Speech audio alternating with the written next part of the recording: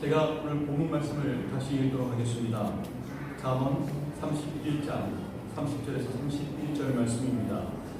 고운 것도 거짓되고 아름다운 것도 헛되나 오직 여호와를 경외하는 여자는 칭찬을 받을 것이라. 그 손의 열매가 그에게로 돌아갈 것이요 그 행한 일로 말미암아 성문에서 칭찬을 받으리라. 오늘 말씀은 주님을 경외하라입니다. 경외한다라는 말은요, 히브리어로 야레입니다. 야레. 내 뜻이 afraid, fearful입니다. 즉 두려워하는, 무서워하는 의미를 가지고 있습니다. 따라서 주님을 경외하라라는 말씀은 주님을 두려워하라, 주님을 무서워하라라는 말이 되는 것이지요. 많은 신앙인들이요, 이 말씀을 헷갈려합니다. 왜냐하면 성경에는 두려워하지 말라라는 말씀이 더 많은 것 같이 느껴지기 때문입니다. 그리고 우리 마음속에도 두려워하지 말라라는 말씀이 더 많이 기억되고 더 가슴에 와닿기 때문입니다. 주로 신앙인들이 좋아하는 말씀은 두려워하지 말라라는 말씀입니다. 두려워하라가 아니라요, 주로 다음과 같은 말씀들이지요. 이사야서 41장 10절 말씀, 두려워하지 말라, 내가 너와 함께함이라. 놀라지 말라, 나는 네 하나님이 됨이라. 내가 너를 굳세게 하리라. 참으로 너를 도와주리라. 참으로 나의 의로운 오른손으로 너를 붙들리라. 참으로 힘이 되는 말씀입니다. 요한복음 14장 27절 말씀, 평안을 너희에게 끼치노니 곧 나의 평안을 너희에게 주노라. 내가 너희에게 주는 것은 세상이 주는 것과 같지 아니하니라. 너희는 마음에 근심하지도 말고 두려워하지도 말라. 참 힘이 됩니다. 디모데후서 1장 7절 말씀, 하나님이 우리에게 주신 것은 두려워하는 마음이 아니요 오직 능력과 사랑과 절제하는 마음이니. 요한일서 4장 18절, 사랑 안에 두려움이 없고 온전한 사랑이 두려움을 내쫓나니 두려움에는 흉벌이 있음이라. 두려워하는 자는 사랑 안에서 온전히 이루지 못하였느니라. 다 두려워하지 말라라는 말씀들이지요. 내가 너와 함께한다. 나는 네 하나님이다. 너를 도와주겠다. 나의 의로운 오른손으로 너를 붙들겠다. 그러니 마음에 근심하고 두려워하지 말라. 하나님께서 우리에게 주신 것은 두려워하는 마음이 아니고 평안과 능력과 사랑이고, 사랑 안에는 두려움이 없고 온전한 사랑이 두려움을 내쫓으며, 그래서 두려워하면 안 된다. 두려움에는 형벌이 있다. 두려워한다는 것 자체가 사랑 안에서 온전히 이루지 못하였다는 의미이다 라는 말씀드립니다. 이렇게 말씀하신 것이 우리에게 더 익숙하지 않습니까? 그리고 하나님은 사랑이시다라는 말씀에 더 부합한 것 같습니다. 그런데요, 오늘 본문을 비롯한 주님을 경외하라라는 말씀을 읽을 때마다, 즉 주님을 두려워하라, 주님을 무서워하라라는 말씀을 읽어나갈 때마다 우리는 자꾸 헷갈리고 마음이 불편해집니다.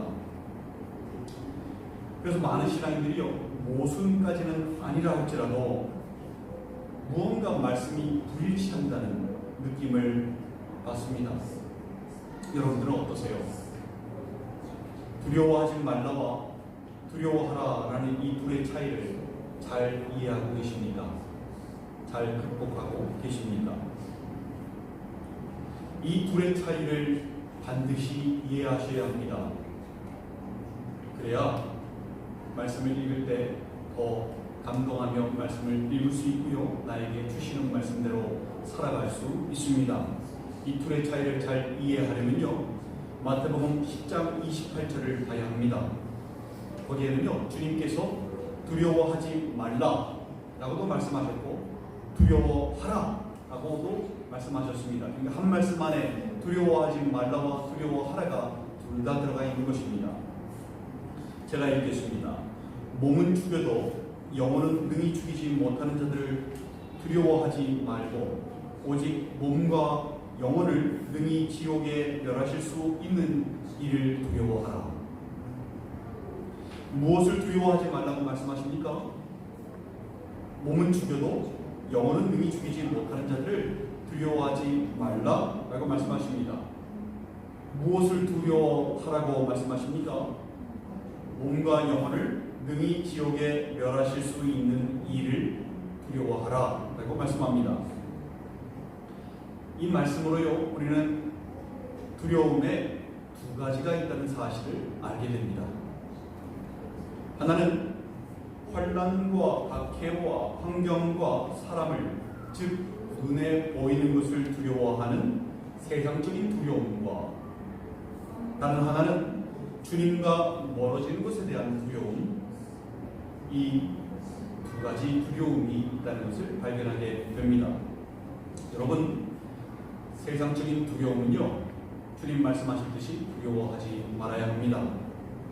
주님께서 함께 하시는데 두려워한다면 그거는요, 믿음이 없는 겁니다. 기억나십니까? 풍랑을 만난 제자들이요, 호들갑을 떨면서 주님을 찾았어요. 아니, 우리가 죽게 되는데 이렇게 돌아보지 않으십니까? 왜 잠만 자고 계십니까? 라고 주님을 깨우지요. 근데 주님께서 제자들에게 뭐라고 말씀하셨습니까? 믿음이 작은 자들아, 어찌하여 이렇게 무서워하느냐? 너희가 어찌 믿음이 없느냐? 너희 믿음이 어디 있느냐? 라고 말씀하셨습니다. 왜 그러셨습니까? 왜 그들에게 믿음이 없다고 하셨습니까? 그들이요, 지금 누구와 함께 있습니까? 주님과 함께 있는데 그들이 두려워하였기 때문에 그것이 믿음이 없다라고 말씀하신 것입니다. 여러분, 주님과 함께하고 있는데 두려워한다면 그거는 불신앙인 것입니다. 정작 우리가 두려워해야 하는 것이 무엇입니까? 주님과 멀어지는 것을 두려워해야 합니다. 이것이 바로 주님을 경외한다라는 것의 의미입니다. 시편 111편 10절 그리고 잠언 9장 10절에 여호와를 경외하는 것이 지혜의 근본이라고 말씀하였습니다. 내가 지금 주님과 멀어져 있지는 않은지, 내가 기름을 준비하지 못한 미련한 다소녀와 같은 사람은 아닌지, 내가 주님과의 관계가 막혀있는 것도 모르고 세상에 빠져 살고 있지는 않았는지, 엉뚱한 것에 빠져 살고 있지는 않은지 두려워해야 한다는 것입니다. 이 두려움이요, 자신을 넘어지지 않게 할 뿐 아니라 주님을 더욱 굳건히 붙잡게 한다는 것을 알아야 합니다. 이것이 지혜의 근본인 것입니다. 여러분, 오늘날 신앙인들의 가장 큰 문제가 뭔지 아십니까? 현재 주님과 멀어져 있는데 두렵지 않은 것이 문제입니다. 십자가의 감동이 내 안에서 사라졌는데 두렵지 않은 것이 문제입니다. 감사를 잃어버렸어요. 근데 두렵지 않은 것이 문제입니다. 기도가 멈춰져 있는데 두렵지 않은 것이 문제인 것입니다. 말씀을 묵상하지 않고 말씀대로 살지 못하는데 두렵지 않은 것이 문제인 것입니다. 오히려 두려워하지 말아야 될 것을 두려워해요. 사업에서 손해볼 것을 두려워합니다. 돈을 잃어버릴 것을 두려워합니다. 돈 나갈 것을 두려워합니다. 사람들에게 인심을 잃어버릴 것을 두려워합니다. 관계에서 좋은 소리 듣지 못할 것을 두려워합니다. 건강을 잃어버릴 것을 두려워합니다. 다칠 것을 두려워합니다. 고난받을 것을 두려워합니다. 이게 오늘날 이 마지막 때를 살아가는 신앙인의 문제입니다. 두려워하지 말아야 할 것을 두려워하며 마땅히 두려워해야 할 것을 두려워하지 않는다는 것, 반대로 살아가고 있기 때문입니다. 세상 사람들이 그렇게 살아가죠. 우리 그리스도인들은 세상과 반대로 살아가는 사람들입니다. 그래야 구별되게 살아가는 신앙인인 것입니다. 여러분, 주님을 경외하십시오. 그것이 지혜의 근본이며 그것이 우리가 살 길이고 그것이 즐거워지는 길이고 그것이 부족함이 없이 넘치는 은혜를 누리는 비결이고, 그것이 긍휼함을 받는 비결이고, 그것이 복을 받고 형통해지는 비결이고, 그것이 생명 안에 거하는 비결이고, 그것이 재앙을 받지 않고 구원함에 이르는 비결인 것입니다. 다 성경에 나와 있는 말씀들이에요. 제가 읽겠습니다. 열왕기하 17장 39절 말씀. 오직 너희 하나님 여호와만을 경외하라. 그가 너희를 모든 원수의 손에서 건져내리라 하셨습니다. 시편 2편 11절. 여호와를 경외함으로 섬기고 떨며 즐거워할지어다. 시편 25편 14절 말씀. 여호와의 친밀하심이 그를 경외하는 자들에게 있음이요. 시편 7절 말씀. 여호와의 천사가 주를 경외하는 자를 둘러진치고 그들을 건지시는도다. 시편 34편 9절 말씀. 너희 성도들아 여호와를 경외하라. 그를 경외하는 자에게는 부족함이 없도다. 시편 103편 13절 말씀. 아버지가 자식을 긍휼히 여김 같이 여호와께서는 자기를 경외하는 자를 긍휼히 여기시나니. 시편 103편 17절 말씀. 여호와의 인자하심은 자기를 경외하는 자에게 영원부터 영원까지 이르며 그의 공의는 자손에게 이르리니. 시편 115편 13절 말씀. 높은 사람이나 낮은 사람을 막론하고 여호와를 경외하는 자들에게 복을 주시리로다. 시편 128편 1절에서 2절 말씀. 여호와를 경외하며 그의 길을 걷는 자마다 복이 있도다. 네가 네 손이 수고한 대로 먹을 것이라. 네가 복되고 형통하리로다. 시편 128편 4절 말씀. 여호와를 경외하는 자는 이같이 복을 얻으리로다. 시편 147편 11절 말씀. 여호와는 자기를 경외하는 자들과 그의 인자하심을 바라는 자들을 기뻐하시는도다. 잠언 14장 27절 말씀. 여호와를 경외하는 것은 생명의 셈이니 사망의 그물에서 벗어나게 하느니라. 잠언 19장 23절 말씀. 여호와를 경외하는 것은 사람으로 생명에 이르게 하는 것이라. 경외하는 자는 족하게 지내고 재앙을 당하지 아니하느니라. 말라기서 4장 2절 말씀. 내 이름을 경외하는 너희에게는 공의로운 해가 떠올라서 치료하는 광선을 비추리니 너희가 나가서 외양간에서 나온 송아지같이 뛰리라. 빌립보서 2장 12절 말씀. 그러므로 나를 사랑하는 자들아 너희가 나 있을 때뿐 아니라 더욱 지금 나 없을 때에도 항상 복종하여 두렵고 떨림으로 너희 구원을 이루라. 이 모든 말씀이요 바로 주님을 경외하는 자들에게 임하는 복인 것입니다. 빌립보서 2장 10절 말씀 방금 전에 읽은 대로 두렵고 떨림으로 너희 구원을 이루라 라고 말씀하고 있습니다. 주님으로부터 멀어질까 두렵고 떨림으로 우리의 구원을 이루어야 하는 것입니다. 생명으로부터 멀어질까 두려워해야 하는 것입니다. 오늘 본문은요 잠언서의 가장 마지막 장의 마지막 말씀입니다. 그거 보셨습니까? 가장 잠언서의 마지막이에요. 그러니까 잠언서를 마무리하는 결론과도 같은 말씀입니다. 고운 것도 거짓되고 아름다운 것도 헛되나 오직 여호와를 경외하는 여자는 칭찬을 받을 것이라. 그 손의 열매가 그에게로 돌아갈 것이요 그 행한 일로 말미암아 성문에서 칭찬을 받으리라. 잠언서를 마무리 짓는 말씀인데요 칭찬을 받는 여자에 대해서 말씀하고 있습니다. 고운 것도 거짓되고 아름다운 것도 헛되다라고 말씀합니다. 곱고 아름다운 여자가 칭찬을 받는 것이 아니라 오직 여호와를 경외하는 여자가 칭찬을 받을 것이라고 말씀합니다. 여자에 대한 말씀이네요. 남자들은 해당이 안 될까요? 아닙니다. 우리는 뭘까요? 모두 영적으로 그리스도의 신부들입니다. 그리스도의 여인들입니다. 예, 성경이 우리에게 말씀하시는 우리의 영적인 존재들입니다. 아이덴티티입니다.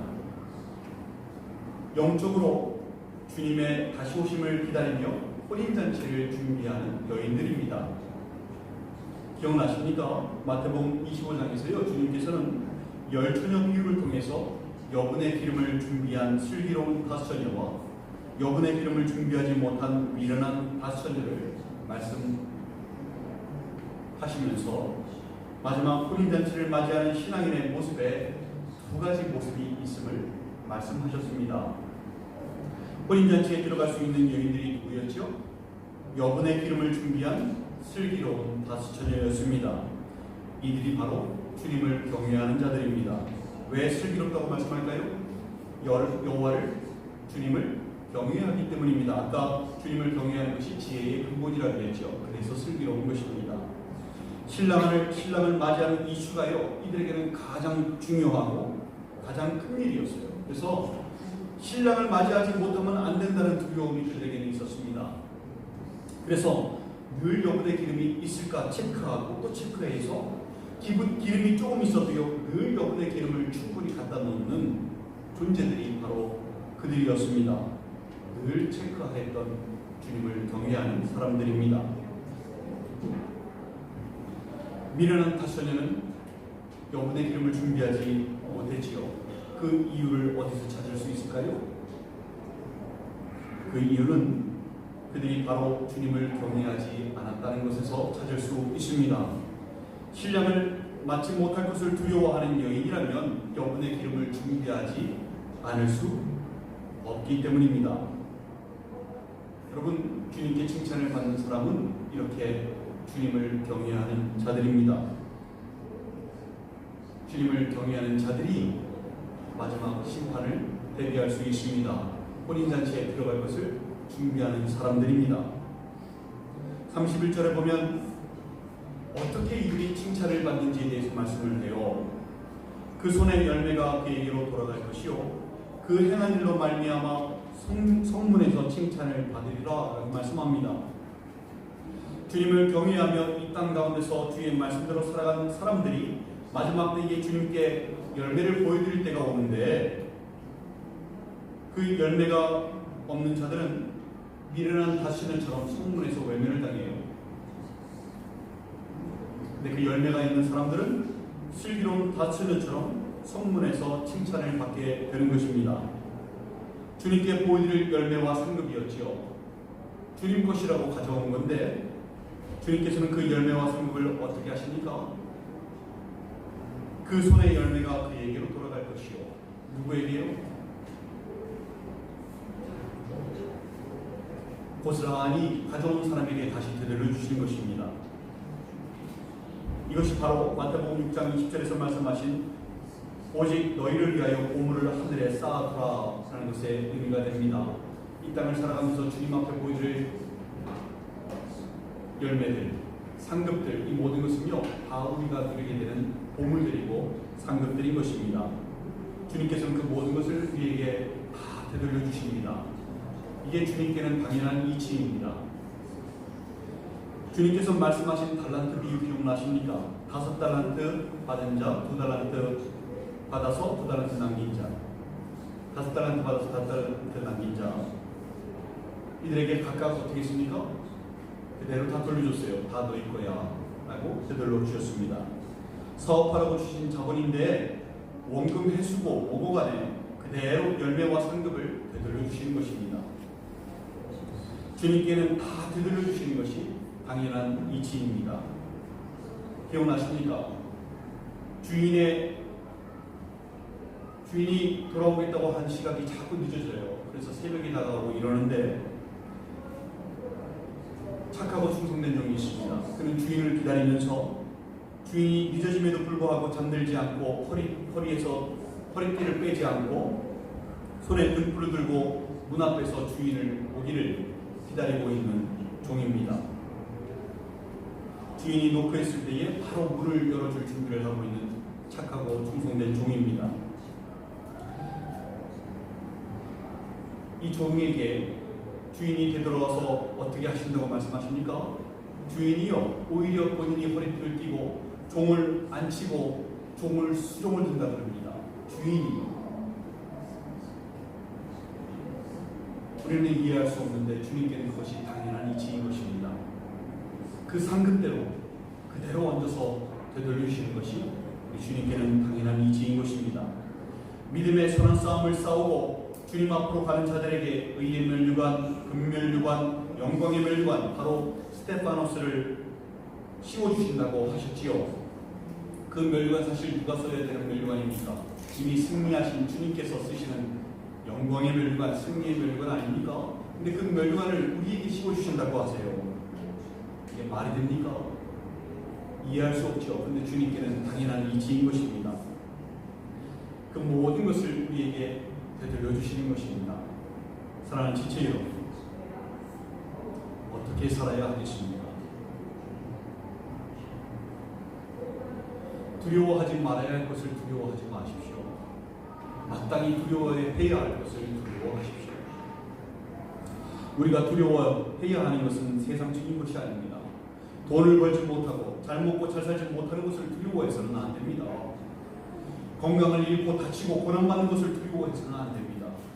파도가 높다고 풍랑이 인다고 고통이 다가온다고 고난이 닥쳐온다고 두려워해서는 안 됩니다. 그런 것들은요, 주님과 함께하면요 저절로 다 해결되는 것들이에요. 실제로 다친다고 할지라도요 아무런 문제가 안 돼요. 왜냐하면 주님께서 함께하셔서 건져내실 것이기 때문입니다. 주님은요 사막에 길을 내시고 마른 땅에 물을 내시는 분이십니다. 그리고 눈앞에 바다가 갈라지지 않으면요 그 위를 걷게 하시는 분이 주님이신 것입니다. 어떠한 상황에서도 건져내실 준비가 되시는 전지전능하신 우리 주님이십니다. 그런 것들이 애초에 문제가 되지 않는 것이에요. 그러니까 두려워하지 말라고 말씀하시는 것입니다. 그러니까 걱정하고 염려하지 말라고 말씀하시는 것입니다. 우리가 마땅히 두려워해야 하는 것은요 주님과 멀어지는 것입니다. 생명으로부터 멀어지며 믿음이 후퇴하며 십자가의 감동이 내 안에서 사라지는 것을 두려워해야 합니다. 주님과의 관계에 문제가 있는 것을 두려워해야 합니다. 내 안에서 사랑이 메말라가는 것을 두려워해야 합니다. 여분의 기름을 준비하지 못하여 신랑을 맞이하지 못할까 두려워해야 합니다. 깨어있지 못하고 잠들어서 주인을 맞지 못할 것을 두려워해야 합니다. 그것이 바로 주님을 경외해야 하는 것입니다. 여러분, 오직 주님을 경외하시기 바랍니다. 아까 읽었던 빌립보서 2장 12절 말씀처럼 두렵고 떨림으로 너희 구원을 이루라 라고 말씀하셨던 것처럼 잘 준비된 그리스도의 신부가 되어서 혼인잔치에서 신랑 되신 주님께 칭찬받으시는 심판을 잘 준비하시는 마지막을 주님 맞을 준비를 잘 하시는 여러분들 되시기를, 그래서 칭찬받으시는 여러분 되시기를 주님의 이름으로 간절히 축원드립니다. 함께 기도하시겠습니다.